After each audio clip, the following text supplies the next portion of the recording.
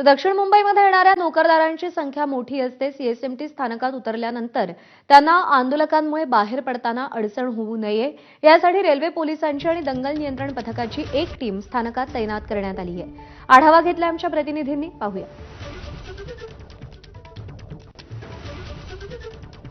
CST स्थानकावर त्यांना कुठल्याही प्रकारचा त्रास होऊ नये यासाठी आता एक पोलिसांची फौज जी आहे, त्यासोबतच रेल्वे पोलिसांची जी फौज आहे ती आता या ठिकाणी उभी करण्यात आली आहे आणि या ठिकाणाहून प्रवाशांना सुरळीतरित्या बाहेर पडता यावं याची व्यवस्था करण्यात आलेली आहे। कारण आज देखील पुन्हा आंदोलक जे आहेत हे आझाद मैदानात जाण्यासाठी असेल किंवा या छत्रपती शिवाजी महाराज टर्मिनसवर थांबू शकतात। कारण मागच्या 5 दिवसांपासून या ठिकाणी या आंदोलकांच्या वतीनं ठिय्या आंदोलन या ठिकाणी सुरू होतं। जोरदार घोषणाबाजी देखील या संपूर्ण परिसरामध्ये पाहायला मिळत होती आणि त्यावेळी जे कामाला जाणारी मंडळी आहेत त्यांना कुठेतरी अडचणींचा सामना करावा लागत होता आणि त्यांची अडचण होऊ नये यासाठी पोलीस देखील त्यांना मदत करत होते आणि दुसऱ्या मार्गाने त्यांना बाहेर काढताना आपल्याला दिसत होते।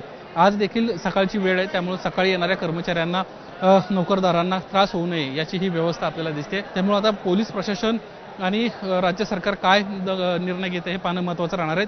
दंगल नियंत्रण पथक या ठिकाणी आहे आणि रेल्वे पोलीस अशी टीम या ठिकाणी लावण्यात आल्याचं आपल्याला दिसत आहे। कॅमेरामन मनोज जयस्वालसह निलेश बुधावले, एबीपी माझा, मुंबई।